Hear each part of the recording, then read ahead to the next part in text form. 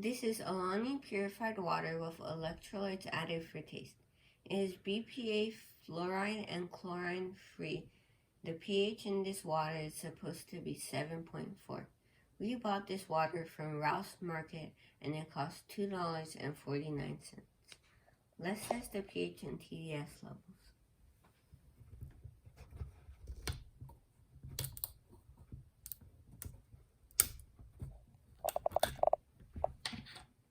Let's pour some water in.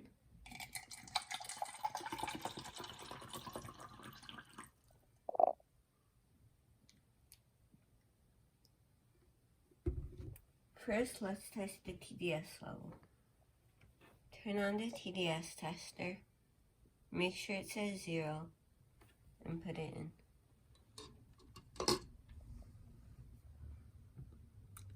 "66.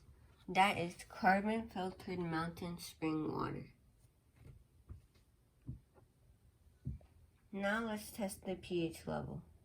Do 2 to 3 drops. Let's stir it a little for a better result.